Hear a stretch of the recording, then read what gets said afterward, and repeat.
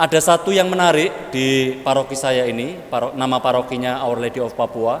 Ada sebuah lukisan yang kemudian saya tahu itu dilukis oleh seorang suster dari Kanada. Suster ini namanya Claudette Dennis. Dia datang di Papua Nugini tahun 71, kemudian bertugas di paroki saya sekarang ini 79. Ketika bertugas di paroki saya inilah dia melukis Maria Papua, Our Lady of Papua, dengan mengambil model suku Yonggom, orang yang saya layani di paroki saya saat ini. Karena ada lukisan itulah kemudian saya berinisiatif untuk mematungkan lukisan itu, sehingga menjadi patung Our Lady of Papua, Maria Bunda Papua. Dan saya sangat jatuh cinta dengan patung ini, dan saya bisa mengklaim ini adalah patung Maria model baru, karena secara langsung saya kontak dengan Suster Claudette Dennis yang sekarang tinggal di Kanada, sudah lanjut usia. Dan menarik sekali, patung yang sederhana ini punya makna yang begitu dalam. Maria digambarkan tidak Eropa, kulitnya hitam seperti orang Melanesia, ya, rambutnya keriting, tidak panjang, ya, dan menggendong Yesus bukan di tangannya begitu, tapi dipanggul. Khas orang Papua Nugini menggendong anak-anaknya. Yesus yang dipanggul ini memegang kepala Maria, terus tangan kanannya berpegangan tangan dengan mamanya, ya, melambangkan relasi mereka yang begitu dekat.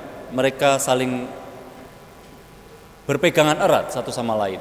Lalu yang menarik lagi yang menjadi khas Papua adalah bilum, tas yang ada di punggung Maria ini, namanya bilum. Yang kemudian saya tahu dalam bahasa Inggris womb ini berarti bilum ini womb. Bilum ini bahasa Pidgin, kemudian dalam bahasa Inggris berarti womb, artinya rahim, tempat ya kehidupan baru dimulai.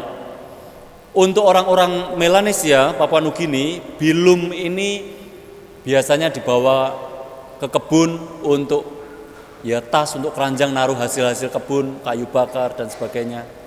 Kadang juga untuk menggendong anaknya dimasukkan ke tas ini.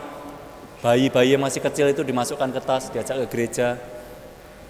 Juga untuk menyimpan barang-barang berharga, karena di rumah tidak ada lemari, tidak ada apalagi brankas, rumahnya aja nggak ada kuncinya, ya. Jadi kemana-mana biasanya surat baptis, buku klinik, atau surat-surat itu dibawa dalam bilum untuk menyimpan barang-barang mereka yang berharga. Lalu tangan Maria yang kiri ini menengadah, siap menyambut siapapun. Maria yang saya imani dan oleh gereja imani juga, Maria itu ibu kita yang siap menyambut siapapun yang datang memohon pertolongannya. Dalam konteks Maria Bunda Papua ini, Maria siap menerima kita dengan apapun yang kita bawa, entah keluh kesah kita, dengan sambatan-sambatan kita, dengan permohonan-permohonan kita.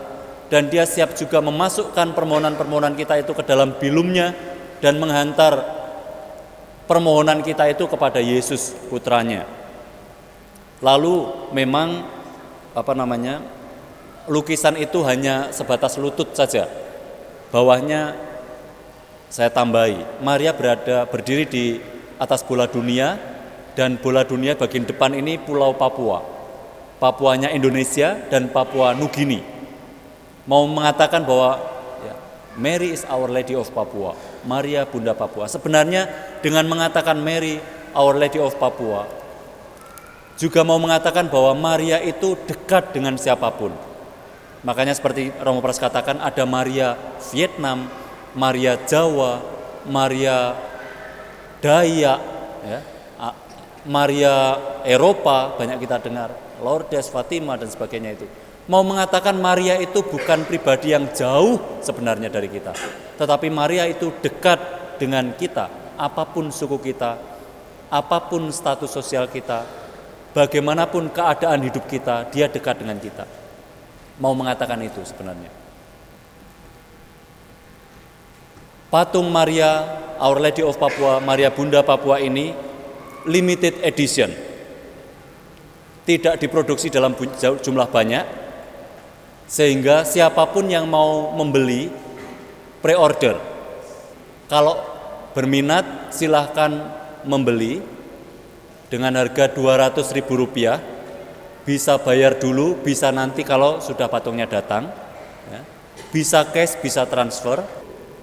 Dan hasil penjualan dari patung Our Lady of Papua ini akan dipergunakan untuk mendukung karya misi Romo-Romo CM di Papua Nugini, terutama ya, kami Romo-Romo CM di Papua Nugini itu lalu kita merintis sekolah TK. Ketika pemerintah belum kepikiran pendidikan anak usia dini, Romo-Romo CM Indonesia ini sudah berinisiatif untuk membuka pendidikan anak usia dini. Dan yang melahirkan sekolah-sekolah TK di sana itu Romo Gunawan. Nah, dialah yang jadi bidan sekolah TK di sana, kemudian dilanjutkan oleh Romo Edi, dan sekarang menambah satu lagi di paroki saya yang baru, sebelumnya di paroki Matkomnai, tetapi sekarang menambah lagi, jadi kita punya 6 sekolah TK yang diakui lulusannya itu jadi lebih pede, bisa baca, percaya diri ketika masuk sekolah dasar dan sebagainya. Dan saya tidak tahu apakah ini menginspirasi pemerintah, tetapi belakangan ini pemerintah mewacanakan untuk membuat program Early Childhood Education juga, jadi pendidikan anak usia dini. Kami Romo-Romo CM sudah memulainya lebih dulu, dan itu perlu dukungan dari banyak orang.